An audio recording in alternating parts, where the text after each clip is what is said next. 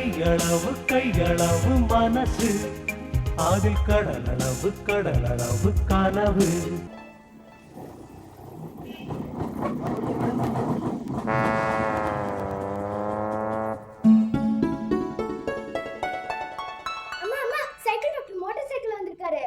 எங்கேயோ டெல்லியிலேருந்து ஆட்சி நடக்கிறது, ஜனாதிபதி ஆட்சி.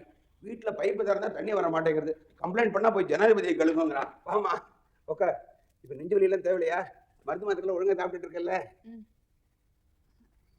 மோட்டார் சைக்கிள் புதுசாக இருக்கு. ஆச்சரியமா இருக்கா? Cycle doctor motor cycle doctor ஆகிட்டேன். ப்ரமோஷன் வாங்கினீங்களா? ரொம்ப நாளாகவே ஒரு மோட்டார் சைக்கிள் வாங்கணும்னு ஆசை. ஒருவா டாக்டர் தானே, காசு பணம் சரி வர சேரலை. திடீர்னு ஒரு அதிர்ஷ்டம், ஒரு செகண்ட் ஹேண்ட் ராஜ்வுட் விலைக்கு வந்தது. 2500 ரூபாய் சொன்னோம். பணத்துக்கு என்னடா பண்ணுறதுன்னு முடிச்சுட்டு இருக்கிறப்போ எங்கள் வீட்டு அல்டேஷன் நாய் குட்டி போட்டது.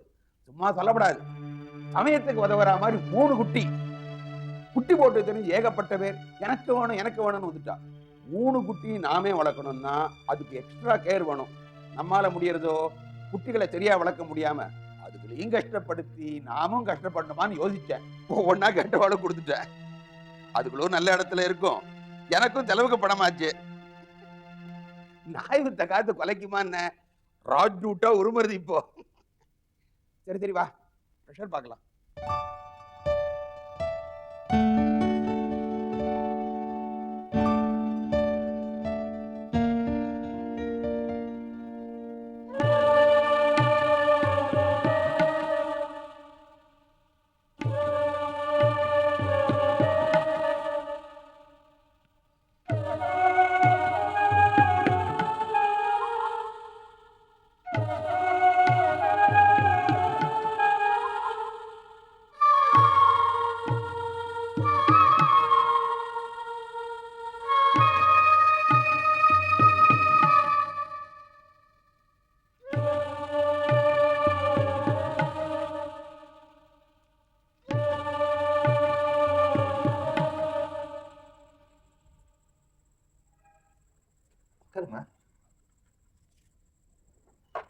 இந்தாடா கண்ணா, இந்த ஸ்வீட் சாப்பிடு.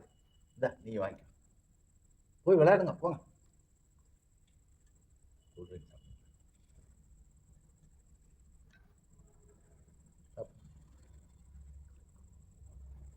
என் கை சர்க்கரை அள்ளி போட்டுரும். நான் ஒரு ஸ்வீட் பிரியன்.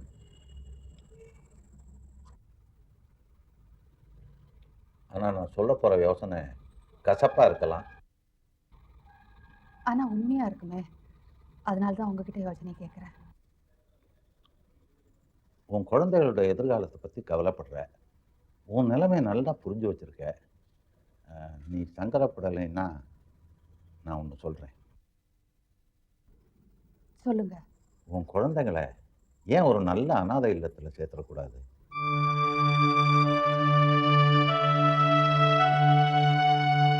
நான் உயிரோட இருக்க வரணும், அவங்க அனாதை இல்லையே. சரி, வேண்டாம். ஆனால் உன் குழந்தைகள்லாம் நல்லா வாழணும்னு ஆசைப்படுற இல்லையா? எத்தனையோ பேர் வசதியாக உள்ளவங்க குழந்தையே இல்லாமல் கஷ்டப்படுறாங்க. அந்த மாதிரி யாராவது நல்லவங்களா பார்த்து உன் குழந்தைங்களை தத்து கொடுத்துட்டா என்ன?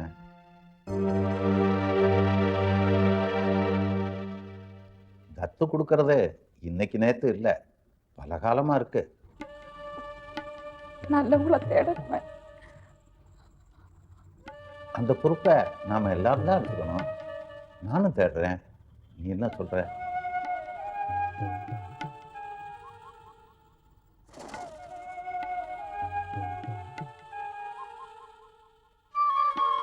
இந்த முயற்சியில் நான் முழு மூச்சாக ஈடுபடுவேன். இதோ உன் ஃப்ரெண்டு வந்துட்டாலே.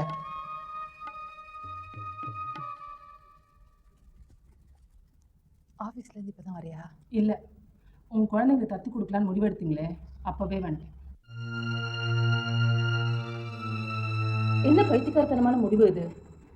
என் மாமனார் இருக்காரு, அவர் பந்த பாசம் எதுவுமே இல்லாத ப்ராக்டிகாலிட்டி பேசுகிற ஒரு ஜடம். வேற வழி என்ன மஞ்சு? உன்னால குழந்தைங்களை புரிஞ்சிருக்க முடியுமா? உன் மனசை கல்லாக்கிக்க முடியுமா? மொத்தம் வாழ்வே 3-4 மாசம் தான் உண்மை புரிஞ்சுக்கிறோம். கல்லென்ன மனசை இரும்பா மாத்திக்க தயாரில்லை.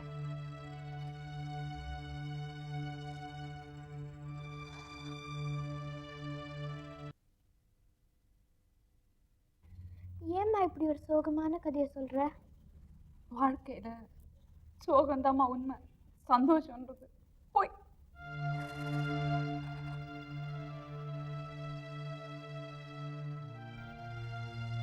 நல்ல தங்க வறுமையில கஷ்டப்பட்டு குழந்தைங்களை எப்படி வளர்க்க போறோம்னு துடிச்சாலும் அதே நிலைமை தான் எனக்கு வந்திருக்கு.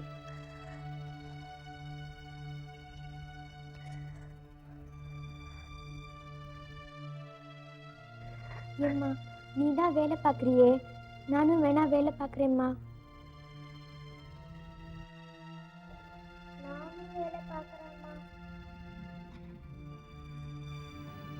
உங்க எல்லார்கிட்டையும் ஒரு விஷயம் பேசணும். சொல்லுமா. சொல்றேம்மா, சொல்லத்தானே வேணும். எனக்கு உடம்பு சரியில்லை. அதான் டாக்டர் வந்து பார்க்குறாரே. பார்த்தும் பிரயோஜனம் இல்லைம்மா. எனக்கு வந்திருக்கிற வியாதி யாராலையும் குணப்படுத்த முடியாதா?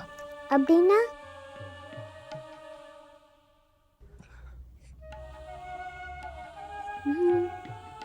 நீங்க அழக்கூடாது, உங்களுக்கு புரிஞ்சு போச்சு. நீங்க அழுதா செல்வியும் அழுவா. இப்ப நடக்க வேண்டியதை பத்தி தானே பேசணும். நாங்கள் என்னம்மா பண்ணணும்? நான் ஒரு முடிவு எடுத்திருக்கேன், அதுக்கு நீங்க ஒத்துக்கணும். என்ன முடியுமா? எனக்கு ஏதாவது ஒன்று ஆயிடுச்சுன்னா உங்களை யார் கவனிச்சுப்பாங்க? உங்களை யார் படிக்க வைப்பாங்க? அதனால நல்லவங்கள தேடி பிடிச்சி உங்க எல்லாரையும் தத்து கொடுக்க போறேன். அப்படின்னா? நானும் உங்க அப்பாவும் எப்படி உங்களை நல்லபடியா வளர்த்தமோ அதே மாதிரி நல்லவங்கள அப்பா. வேற அப்பா அம்மாவா? யாரும் கிடைக்கலன்னா என்னம்மா பண்ணது? எங்களையும் நல்லதங்க மாதிரி கிணத்துல தள்ளிடுவியா?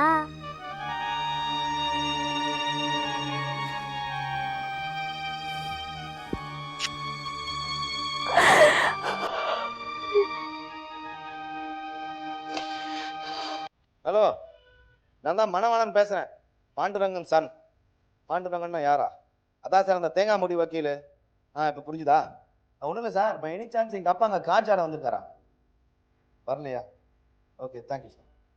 சாதாரணமாக 7 மணிக்கே வீட்டில் இருப்பார். இன்னைக்கு மணி 11 ஆயிடுச்சே, இன்னும் காணோம். சீட்டில் தோத்துட்டே இருந்தால் இடத்த மாற்றுற மாதிரி கிளப்பை மாற்றிச்சோன்னுமோ. லேட்டானா வழக்கமாக ஃபோன் பண்ணி சொல்லிட்டு பாரு. எங்கே போயிருப்பாரு? கவலையாக இருக்குது.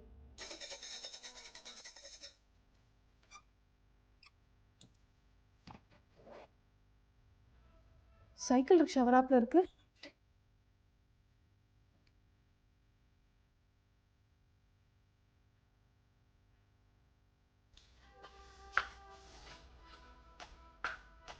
எங்க மாமா போயிட்டு வந்தீங்க? மணி 11 ஆச்சுன்னு கவலைப்பட்டோம். பட்டம்னு ப்ளூரலில் சொல்கிறீங்க, இவன் கவலைப்பட்டானா கேளு. இனிமேல் எங்கே வெளில போனாலும் ஒரு பாஸ்போர்ட் சைஸ் ஃபோட்டோ டேபிளில் வச்சுட்டு போக சொல்லு. எதுக்கான்? டிவியில் அனௌன்ஸ் பண்ண தான் காணவில்லை. இவன் பாஸ்போர்ட் சைஸ் ஃபோட்டோ தான் வேணும் ஒவ்வொரு ஸ்டேஷன்லையும் வைக்கிறதுக்கு. சரி சரி, வாங்க சாப்பிடலாம்.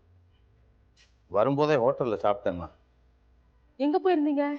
பீச்சுக்கா? இல்லைம்மா, சஃபேரில் மரோச்சரித்ரா படம் பார்த்துட்டு வரேன்.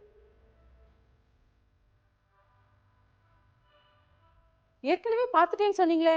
7 வாட்டி பார்த்துட்டேன், இன்னைக்கு 8வது வாட்டி போனேன். சுச்சு, ஏன் 8 வாட்டி பார்த்துட்டு போகிறேன்? நான் பார்ப்பேன், இன்னும் 10 வாட்டி பார்ப்பேன். ஏன் இந்த ஓட்டம் ஓடுதுங்கிறதுக்காக பார்க்குறேன். மஞ்சு, அவர் எத்தனை வாட்டி வேணா மராச்சோரத்தில் போகட்டும், ஆனால் யாரோட போனாலும் எனக்கு தெரியணும். யாரோட சினிமாவுக்கு போனேன்னு தெரிஞ்சுக்கணுமா? ஆமாம், யாரு? 17 வயசு பொண்ணோட போனேன். ஸ்வீட் 17. 17ஆ? 70. உங்களை நல்லா கிண்டல் பண்றாரு மாமா, பொய்யெல்லாம் சொல்லி. இப்போ மரோச்சரித்ரா தான் பார்த்துட்டு வரேன்னு சொல்றாரு, அது அப்பட்டமான பொய். ஏன் எப்படி சொல்ற? மரோச்சரித்ரா சஃபேர்ல மார்னிங் ஷோ தானே ஓடுது. அட ஆமா, புறம்போக்கு இதுதான் மர்மம் இருக்கு. அப்ப சஃபேர் போனேங்கிறாரே, அது தில்லு முள்ளு ஸ்வீட் 70ங்கிறது கோல்மால்.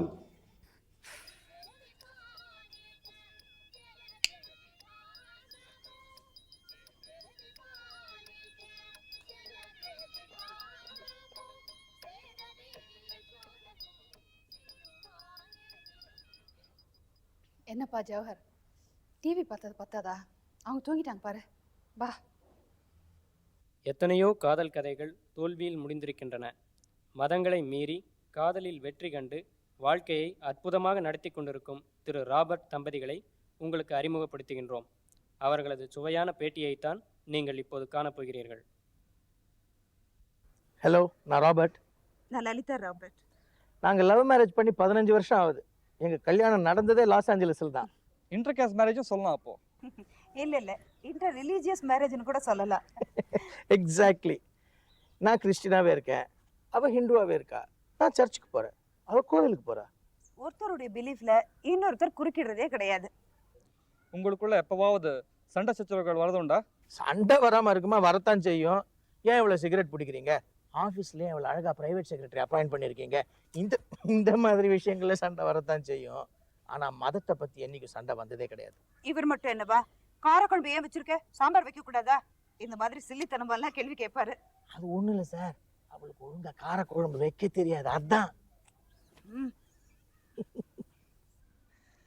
மற்றபடி உங்க வீட்டு பூஜை ரூம்ல விநாயகரும் இருப்பாரு, பக்கத்துல ஜீசஸ் கிரைஸ்டும் இருப்பாரு. உங்க குழந்தைங்க எந்த மதத்தை ஃபாலோ பண்றாங்க?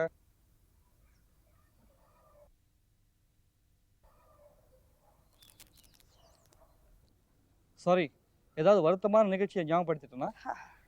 சச்சா, அதெல்லாம் ஒன்றும் இல்லை. குழந்தை பாக்கியம் தான் எங்களுக்கு இது வரைக்கும் இல்லை. நிறைய சம்பாதிச்சாச்சு, 2 பங்களா, 4 கார், நல்ல பிஸ்னஸ். ஆனால் குழந்தை இல்லாததான் எங்கள் வாழ்க்கையில் ஒரு பெரிய குறை.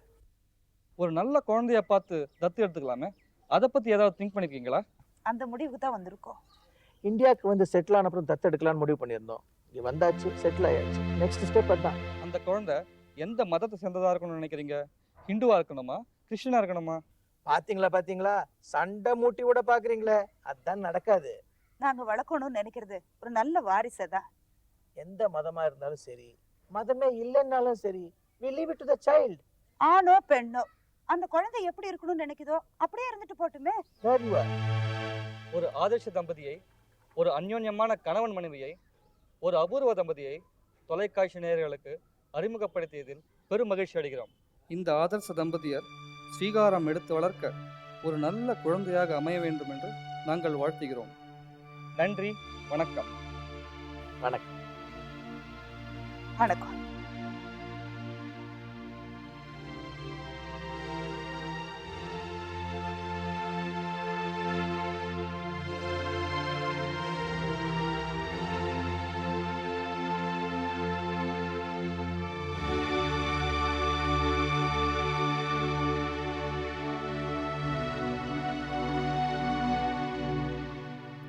இத்துடன் இன்றைய ஒளிபரப்பு முடிவடைகிறது. வணக்கம்.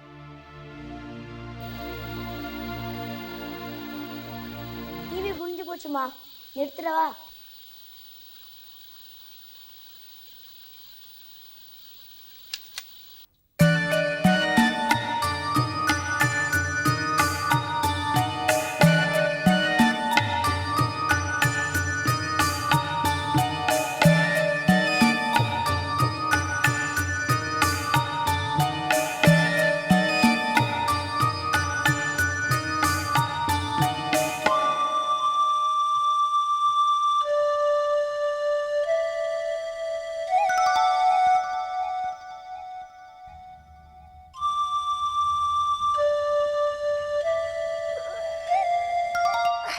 Good morning mummy. ஜவஹர், உங்ககிட்ட ஒரு முக்கியமான விஷயம் பேசணும். சொல்லுங்கம்மா. அன்னைக்கு சொன்னேன், அது விஷயமா இன்னைக்கு ஒரு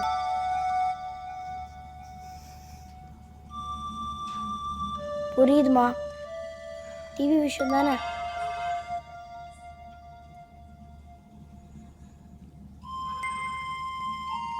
நீங்கள் எந்த முடிவு எடுத்தாலும் எனக்கு சம்மதம் தான். நீங்கள் என்ன செஞ்சாலும் எங்கள் நல்லதுக்கு தானே செய்வீங்க.